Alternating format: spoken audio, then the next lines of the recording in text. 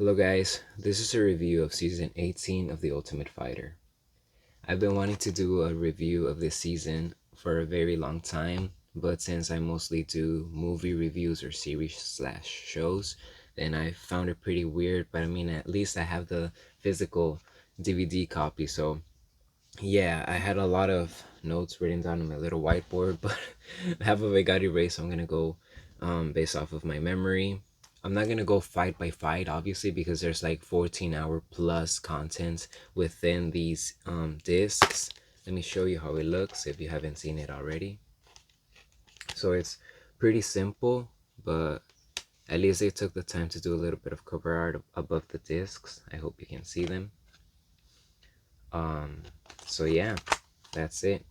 Let me start off by naming the fighters in the show, the ones that made it.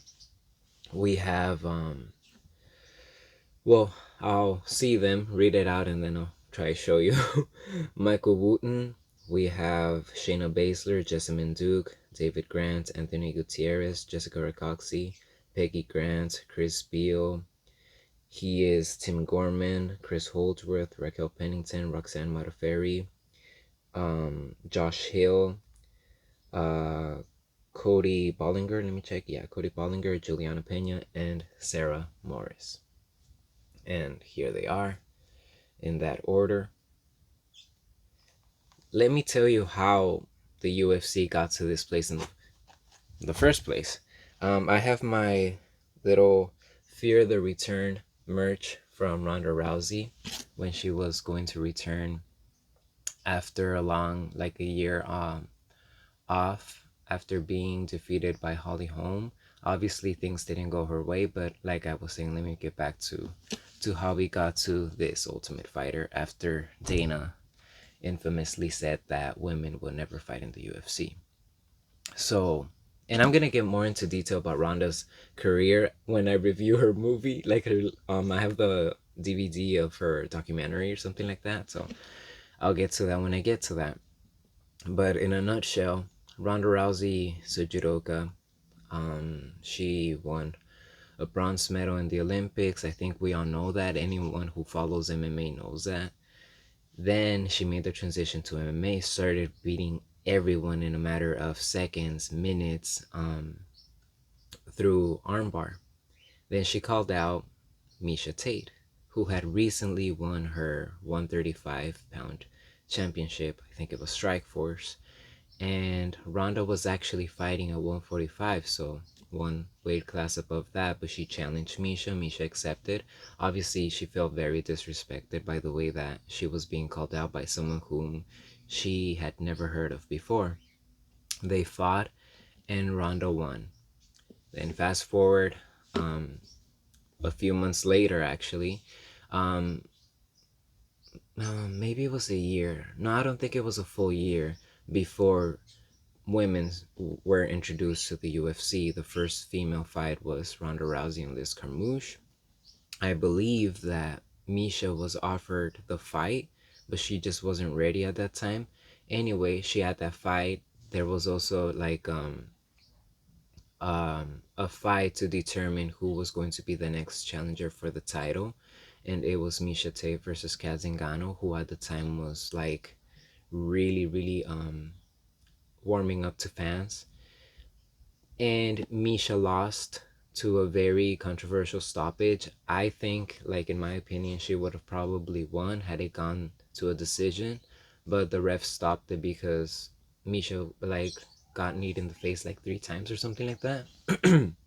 I am a little bit sick, so sorry about the coughing and scratching the throat. So that happened, right? And it was supposed to be Kat Zingano and Ronda Rousey to face off after the Ultimate Fighter, but she got injured, so she was having knee surgery. And as Dana said, Miesha graciously stepped in to save the day, and they kind of tricked. The way that it all started was pretty messed up for Ronda, but it was pretty entertaining for the fans, I guess. They met at the Ultimate Fighter house. Ronda walks in and sees Miesha, and the first thing that comes to her mind is that she has been replaced, but Miesha doesn't know that, and she was told to to be very vague in her answers so that Ronda gets a different idea.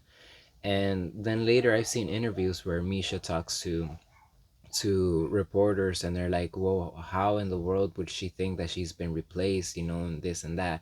Well, the thing is, if you read Ronda's autobiography, then you realize that she had been having some problems, I would say management problems, with obviously her manager in the UFC. If I'm not mistaken, it was somebody who worked for her that was having problems like finalizing negotiations between the UFC that pertained to the Ultimate Fighter. So that happened, and then Dana White explained everything, and it was all good to go. I've watched almost every single Ultimate Fighter there is to watch. I think I only missed two. You could watch it at ESPN Plus if you have that, or else you could get your physical copy, which is always a real treat. In this particular Ultimate Fighter, they actually show the fights that the fighters had to take in order to make it into the UFC. Sometimes they don't show that, they just select fighters. I don't know what the requirements are, but yeah, they went through that, and we got some surprises. For example, I have here Valerie Letourneau, I think that's how you pronounce her name. She didn't make it, she got defeated, and then she made it into the UFC. I think she fought strawweight. Tanya Evinger, who fought Cyborg, she also got defeated and then later made it to the UFC. We also have Gina Mazzani. She also got defeated. And there's like so much drama going on in this season of The Ultimate Fighter that I wouldn't say the fights are very like gruesome, very like filled with fan favorite fights, but it's still pretty good. I wouldn't say it has the best fights out of all the Ultimate Fighters, but it definitely does have more of an entertainment factor that comes into play, especially if you compare it to like the early season of the Ultimate Fighters, which are my favorites. Because as the Ultimate Fighter went on, I feel like it kind of lost its spark. This one already lost the intro, the song that's you're gonna get knocked out. So that is also a loss in itself. But other than that, like I said, if I had to just like summarize it, it's a very entertaining. Obviously, we have season of the Ultimate Fighter. Let me finish that sentence.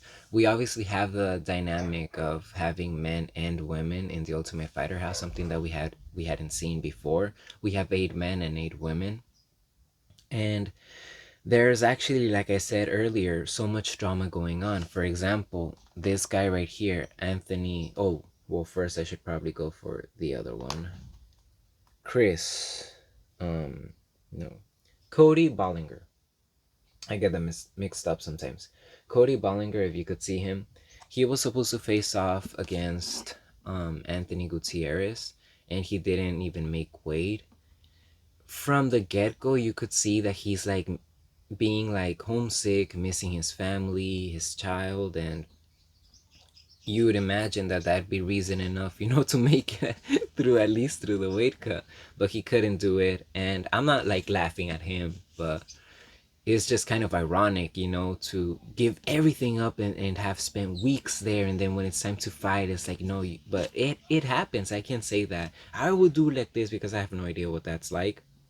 I think any of them would beat me up any given day, obviously, but they're not fighting me, they're fighting professional fighters. So that's what I'm commenting on. Like, I don't want to be like those keyboard warriors that talk all this poop, and then, no, I'm gonna try and be respectful because that's the way I always am in my everyday life. So that happened, and here's the crazy twist, right? So he didn't make weight, so Anthony Gutierrez was given the option, if I'm not mistaken, of just either advancing on in the competition or to take another fight. And he was like, well, I already went through this, so I'll just take it. And he went ahead and got a free pass. And then when it was time for him to fight David Grant, he didn't make weight. Anthony kept eating Juliana's enchiladas. So there's like all these like, I think it's one thing for you to miss weight, you just can't do it and everything, but it's another thing to get a free pass, like Dana said, that had never happened before and then still not fight.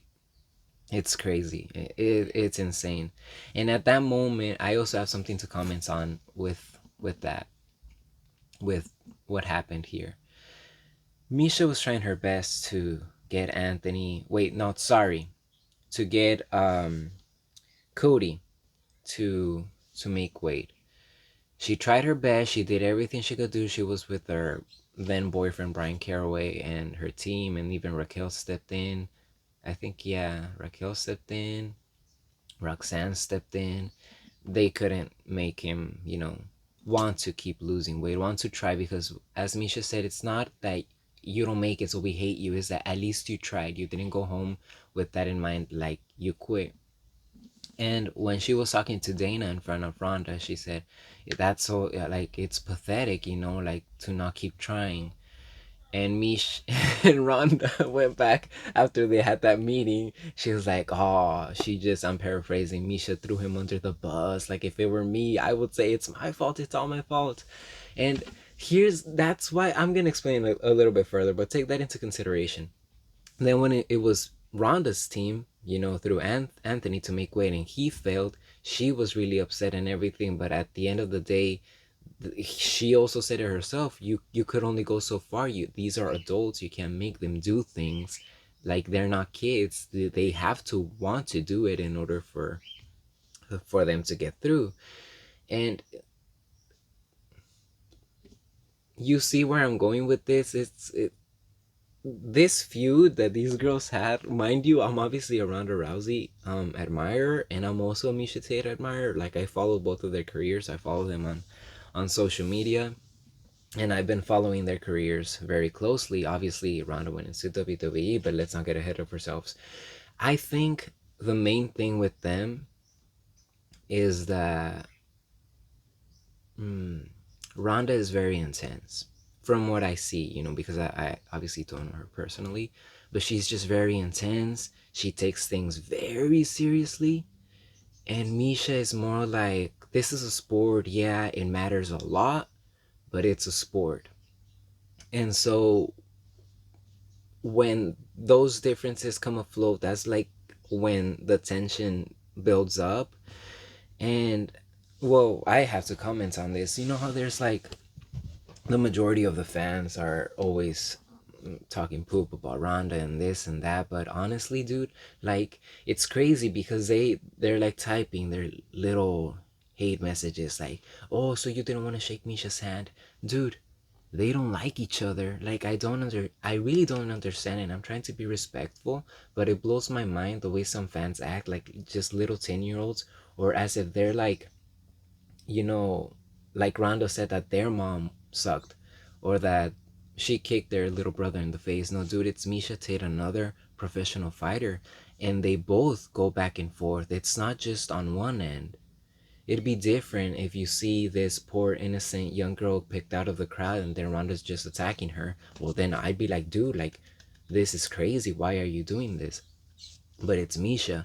And in comparison to some of the things that I mean, fighters like Colby or Colby Covington or Conor McGregor are saying, like, what she said is nothing. She's always referring to her, being like, you're a bitch, you're this, you're that, up to her face. And what she doesn't like is that Miesha, supposedly, she says that there's a lot of things that Miesha says behind her back that are not recorded on camera, so the fans don't really get to see that. But at the same time, and also throughout the whole Ultimate Fighter, Ronda complained that the producers or the people involved try to pick at you, so that you could explode, and then they cut to the scenes where you're exploding, but they don't show how you got there in the first place. You have to imagine it's 24 hours a day, and they only show you a little snippet of all those hours that they recorded.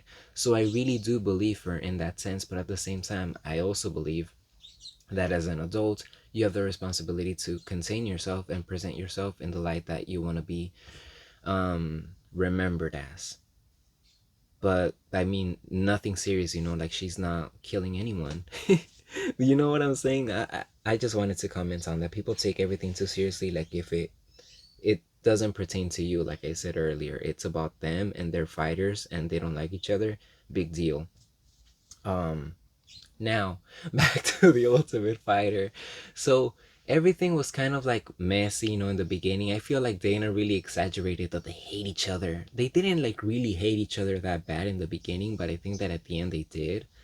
And it's because they're just like different people. And mostly, as I don't remember if Ronda did say this, but I kind of do back in, I don't know, 2014 or 13, she was doing an interview and she said something like, it's not even so much as that Miesha, like, that I don't like her, is the people that she's around that I feel that she, and I'm paraphrasing, that she takes from them, and then she has like this bold poopy attitude, and I'm trying to keep it PG-13. That's why I keep using poop instead of the other word. But yeah, I kind of see that too. I think it's the teams are more like in your ear type of thing and influencing everything.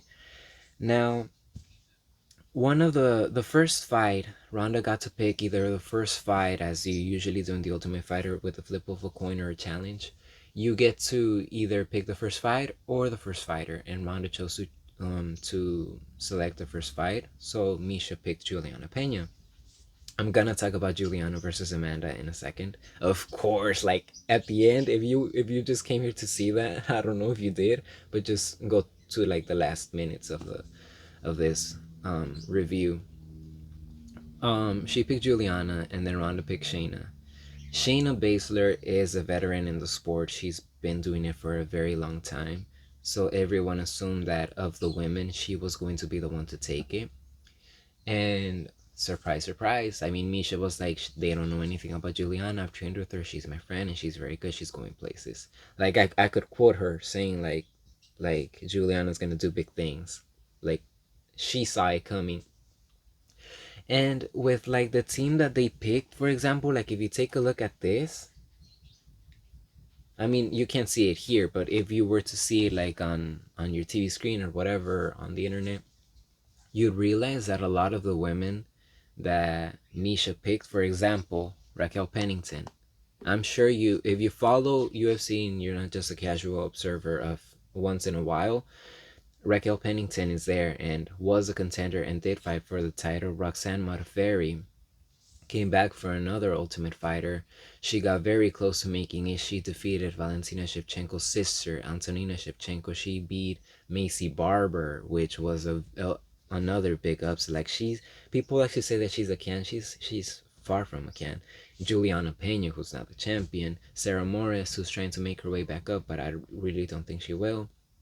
And on the other side, Ronda picked girls that maybe fought in the UFC, because I think I did see them but didn't really win. Shayna, she picked Jessamine Duke, who's a very, very close friend. Um, Jessica Ricoxi and Peggy Grant. Peggy Grant, I think, got beat up by Megan Anderson in another promotion, and like her face swelled up. It was crazy. Shayna got also beat by Amanda Nunes, and that's not like surprising or anything, but she got defeated through a kick. And also Betch Correia. And that's how the whole Betch Correia versus Ronda Rousey came about, because she defeated her friends Shayna and Jessamine Duke. And I'm trying to remember, no, I don't think she beat Marina, but yeah, she beat those girls who are very close friends with Ronda, and that's how that fight happened later on in her fighting career.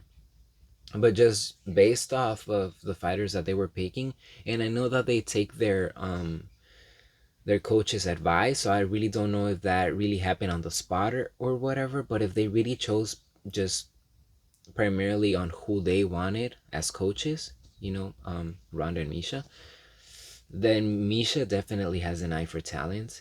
And not to say like all the others suck, but in comparison from one fighter to another, Miesha's fighters were just that much better. Like a lot. By a lot.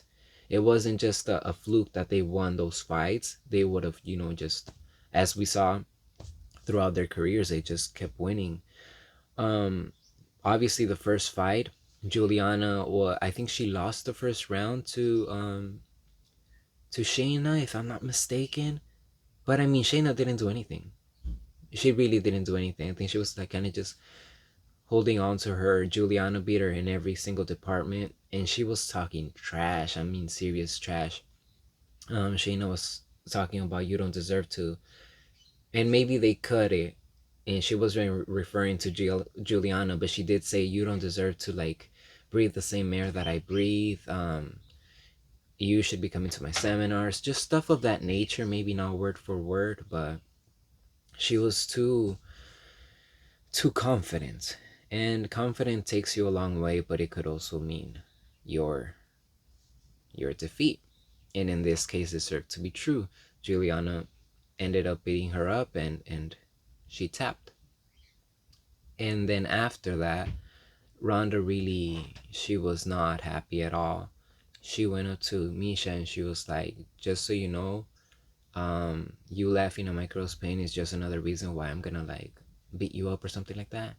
And Miesha was kind of taken aback. She was like, laughing at your girl's pain, like Shayna's my friend. And that's what I'm talking about. Like what I was saying earlier, if they would actually talk to each other, they would realize that they have like, they don't really have a real reason to not like each other. I feel like when Miesha makes some jokes, Ronda wants to laugh, and when Ronda makes some jokes, Miesha wants to laugh. I've seen it in interviews, I saw it throughout the series. I think they're just holding back on their appreciation for each other.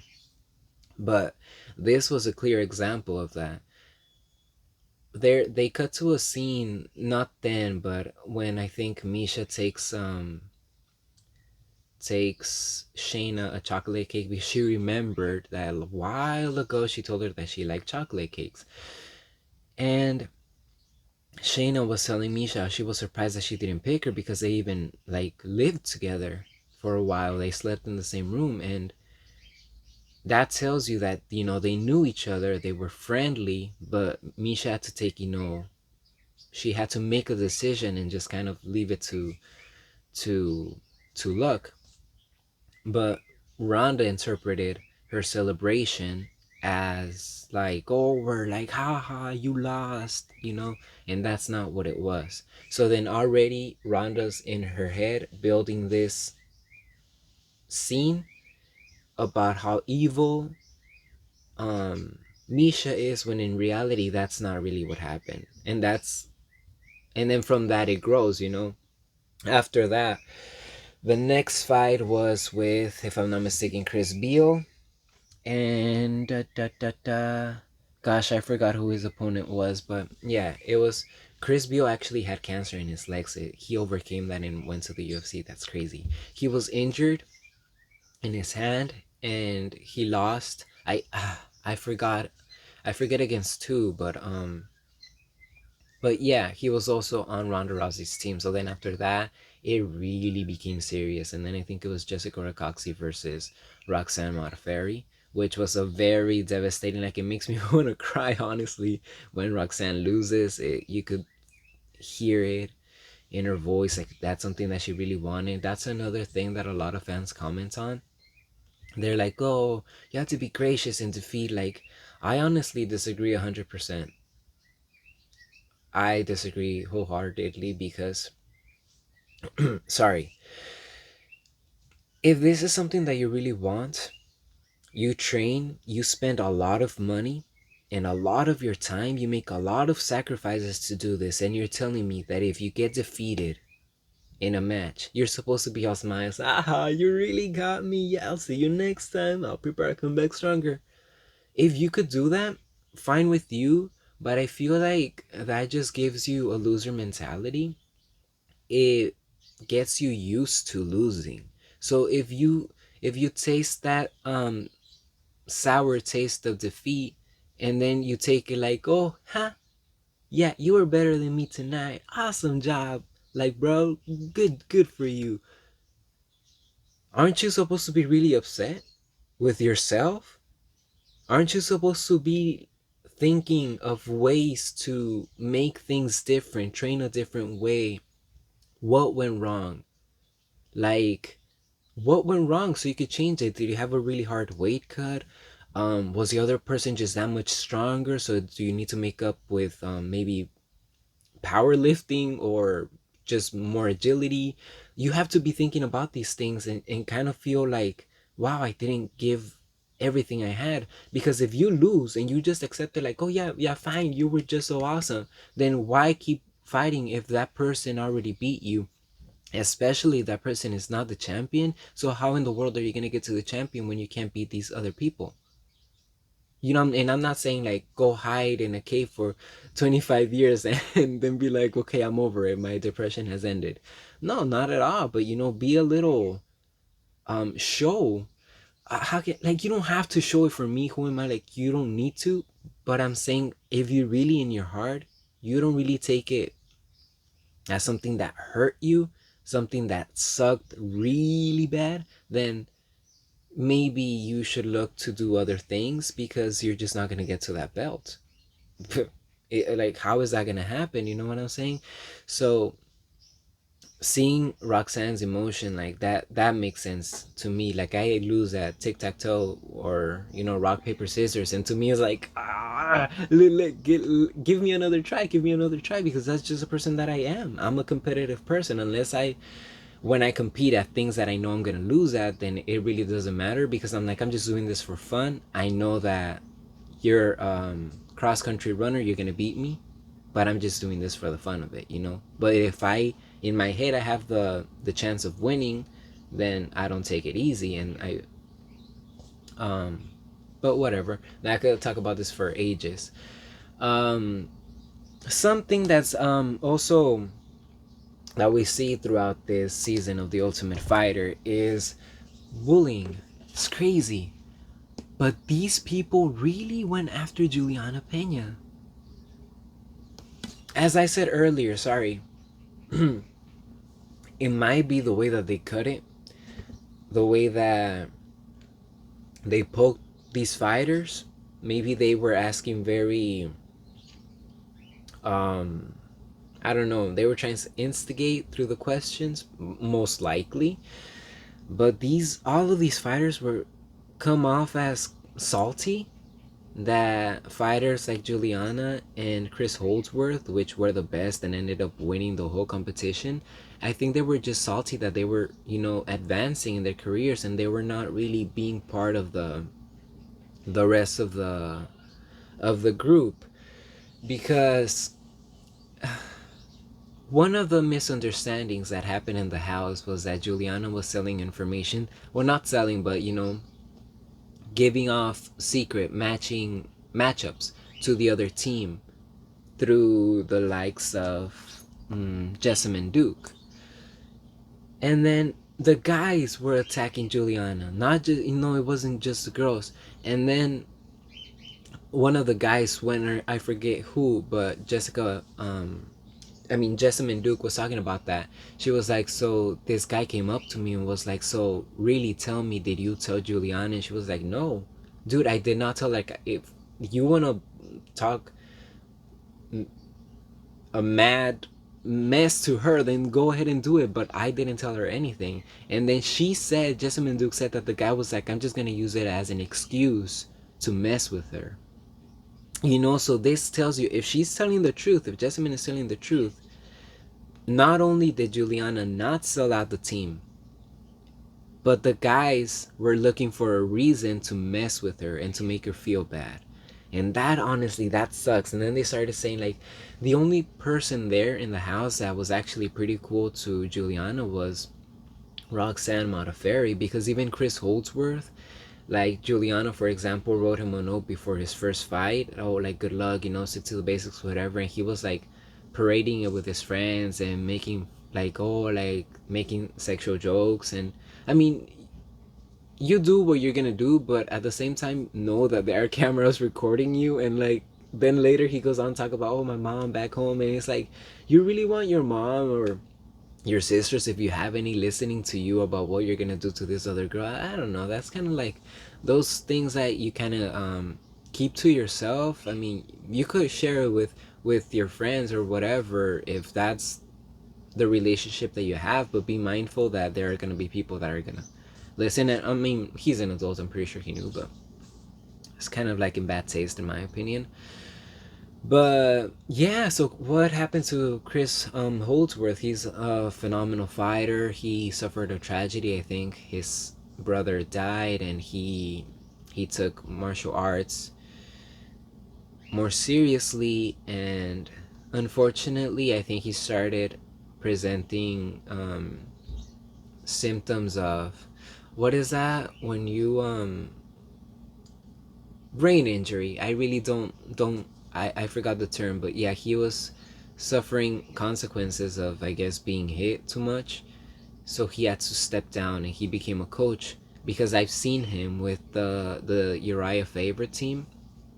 So it's good that he found something that because he was a phenomenal fighter. So if he has any advice to other fighters, I think that he did a fantastic job deciding to become a coach.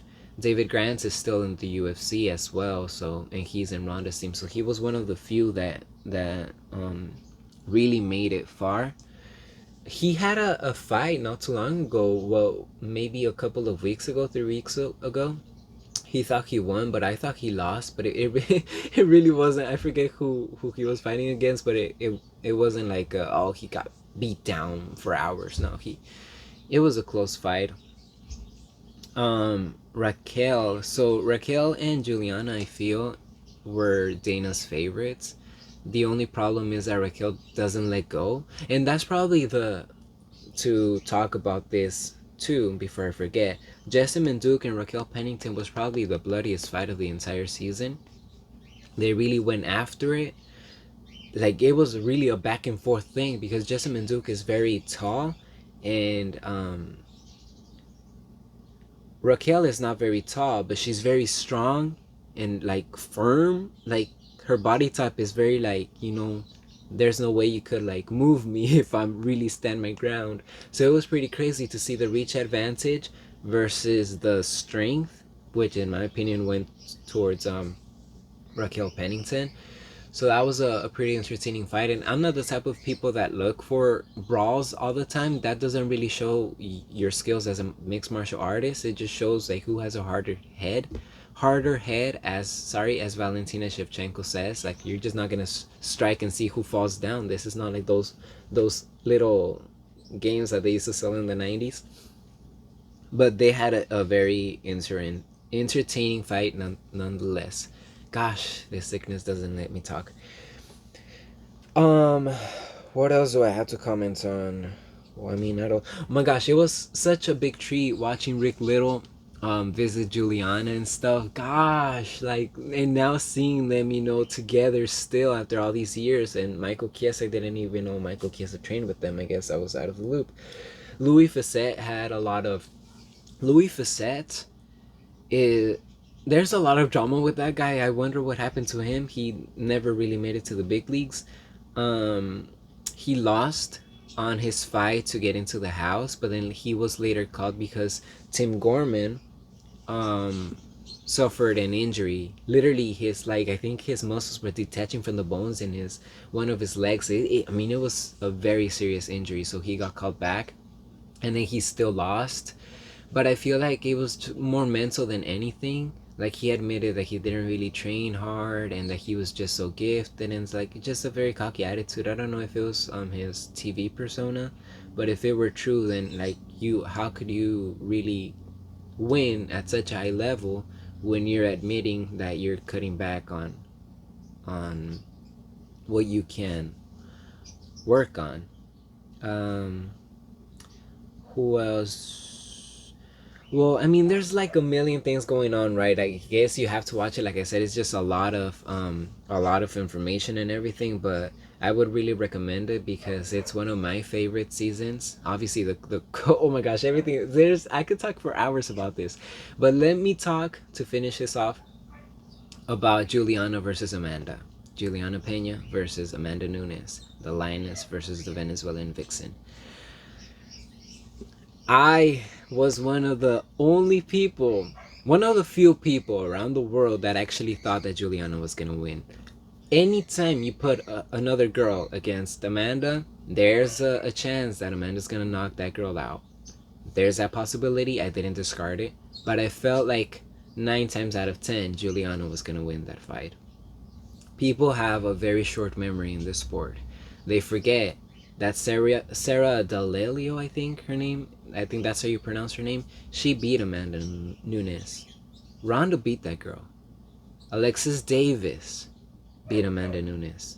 Ronda Rousey beat that girl. So I don't want to hear any talk about, oh, so yeah, the Lioness retired Ronda and this and that. Amanda couldn't, and I'm not an Amanda hater. I like Amanda as well. I like all these fighters. But Amanda couldn't even get to the title while Ronda was a queen of the division, you know, quote unquote. Well, she was like beating everybody up. That's why I'm calling her a queen. No, none of that like goofy stuff. So Ronda was beating all these girls that were beating Amanda. And then you still have, like, of course, could Amanda have knocked Ronda Rousey out? It's a possibility. It could have happened. Was it likely? Not at all. Because these less skilled girls were getting a hold of Amanda and bringing her down. If these girls that were not the very best, I mean, Alexis Davis was pretty solid, but she wasn't among the best. Ronda Rousey was the best at what she did. You know, she was a judoka. She went to the Olympics, blah, blah, blah, world championships. You're telling me that on the early stages of both of their careers, she couldn't have slipped in and gotten that throw? I'm pretty sure she could have. I am pretty sure. And once it got to the ground, she would have just dominated. If these other girls dominated Amanda, how could Ronda not? But let's not talk about the what is. The reality of life is that Ronda got TKO'd by Amanda Nunes. She got beat up bad. She didn't even get a punch. Like, not one punch landed on Amanda thrown by Ronda. So that's the reality, and I accept it, of course. But like I said, fans of this sport have a very short memory. Amanda was defeated by all those people. Juliana, on the other hand, was defeated by Sarah Morris very early on her career. Then she went on to beat up Sarah Morris bad. Not long after their first fight, too. It's not like years of practice, no. Juliana literally was a fetus when they first fight, and that's where I'm going with this. That's a loss. It's always going to be on Sarah Morris's resume, but it's like, you know, really you're just starting out. It's not like when Amanda was losing, she wasn't just starting out. Then she went on to lose to Valentina Shevchenko, who's another monster, and Jermaine Durandamy. I think she could have won the Jermaine Durandamy fight if she didn't get caught in that submission, but you can't discredit what Jermaine did, especially Jermaine. Jermaine is not very good on the ground. I don't want to like talk smack.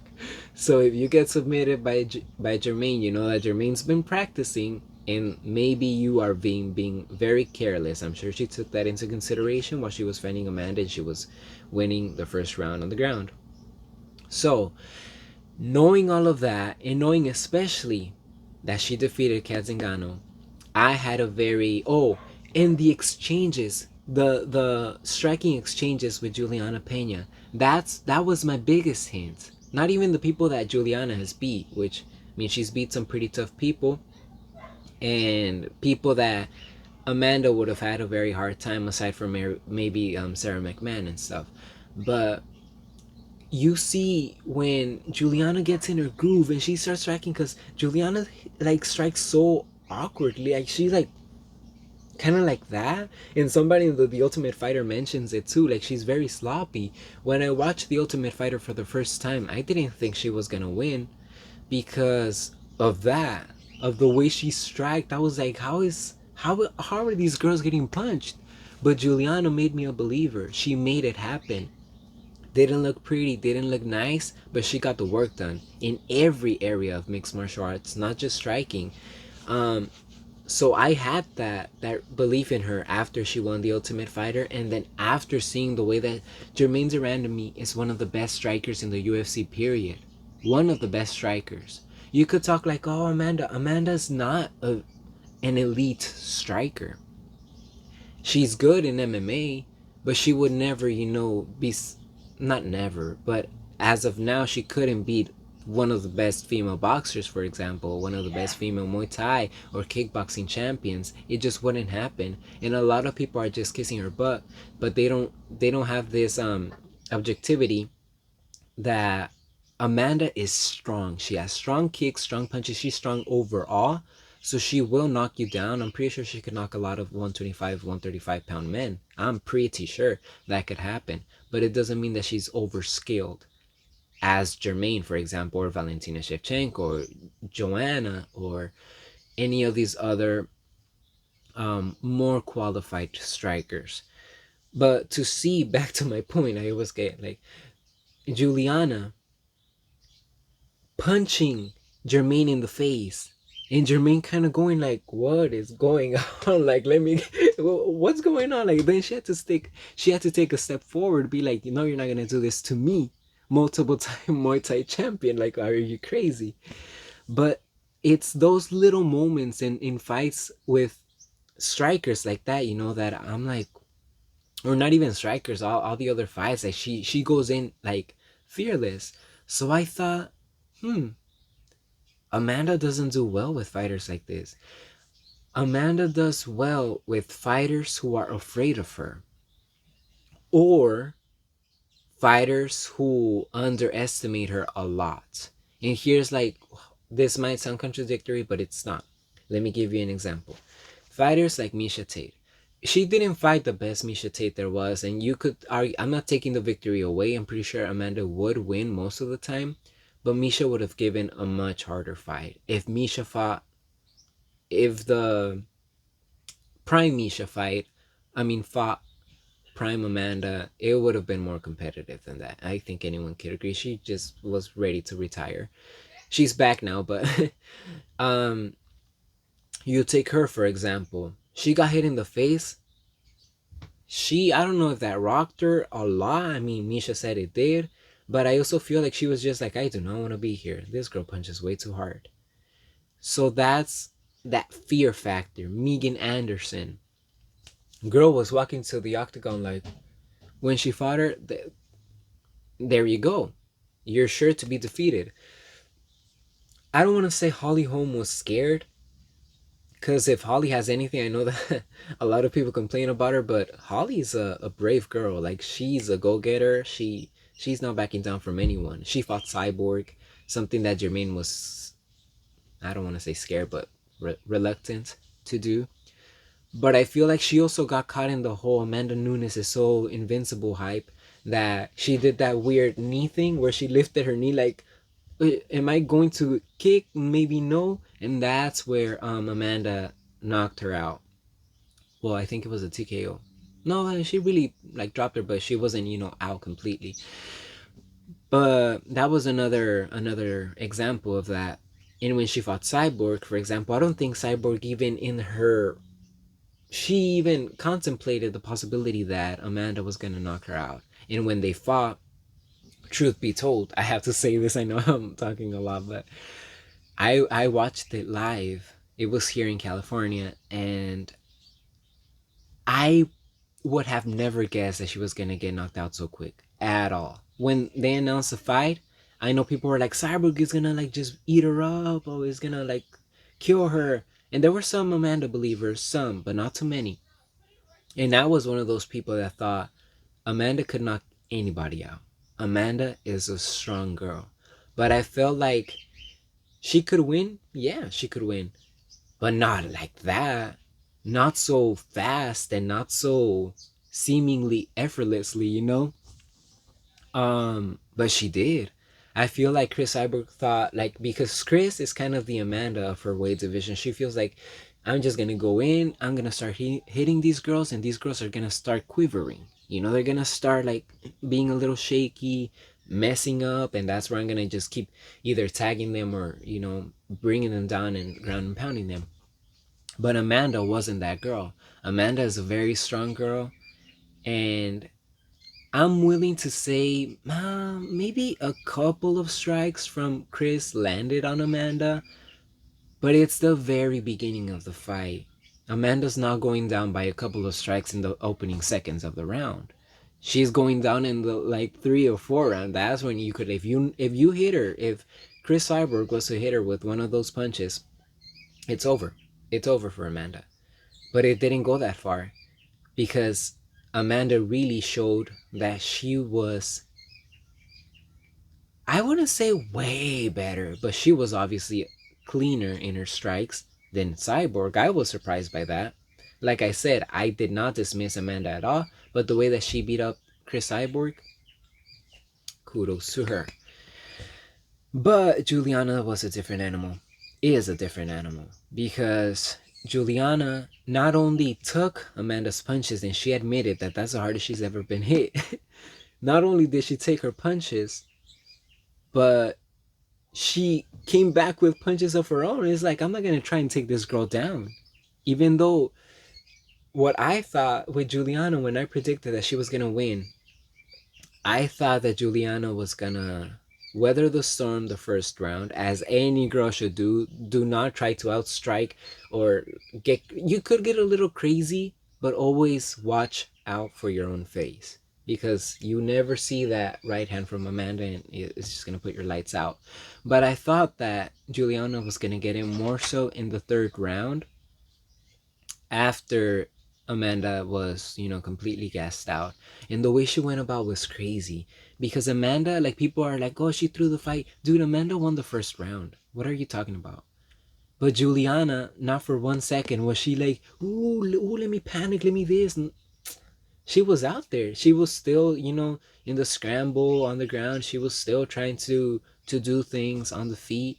And then the second round came about. And Amanda, like I said, she's used to just like Cyborg, let me hit you and you're gonna back away. And Juliana was not having any of that. It's more hard. Juliana has more heart for days than, like Miesha said, than a lot of these fighters. Because they obviously have heart, they wouldn't be in the octagon if they didn't. They're tough as nails. They're amazing. But comparing one fighter to another fighter, Juliana's like resilience and her will to win is just on a different level. And I feel like that's what got her the victory too. Aside from just like Amanda gassed out, I think it was an emotional tire more than a physical tire.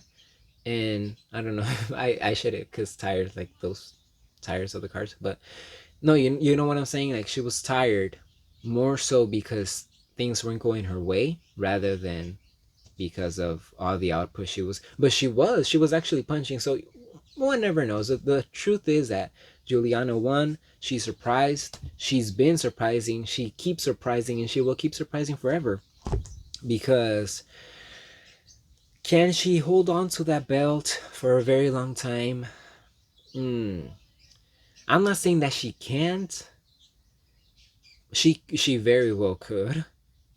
But I feel like she has some very tough challenges. Even tougher than Amanda. Because Amanda's good for like the majority of the girls. She could defeat most of them. But there are some certain names out there. Valentina Shevchenko. And don't even come at me with the she really beat your chest because when you know who beat Amanda? Alexis Davis. That was a clear win. You know who beat Amanda? Ketzingano. That's a clear win. Or any other fighter. Amanda versus Miesha. Who won? Amanda, clearly. Cyborg or Amanda? Amanda. But you can't tell me that Amanda beat up Valentina. She didn't beat her up. She barely won because the judges wanted her to win. That's basically what it is. When it's so close like that, you can't really say. And if you break it down like you could search it up on YouTube. Like people breaking it down punch for punch, control time, literally taking note of everything. Valentina clearly won. But whatever. My point is that Amanda can win and will win against a lot of the girls, most of them. But Juliana, she could beat Amanda. She has the style to beat Amanda, but I don't think she has the style to beat a lot of the other girls. So I guess we're just gonna have to see. And it gives a really it brings fresh air into the room, because it's been Amanda for so long, and then we have Valentina 125. So I'm very excited to see where this puts all the other fighters. And Good luck to David Grant, who's, like I said, still in the UFC. I think he could.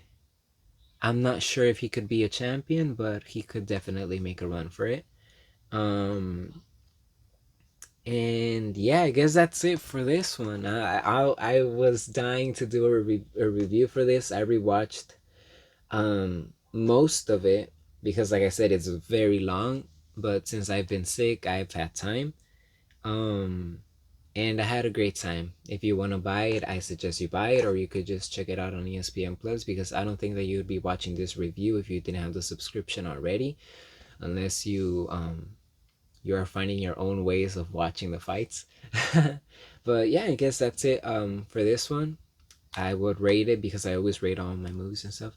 I would rate it in terms of The Ultimate Fighter, a 9.5 out of 10. In terms of seasons, this is one of the best seasons. This one and a lot of the first ones. Um, that's it for this one. Thank you for watching.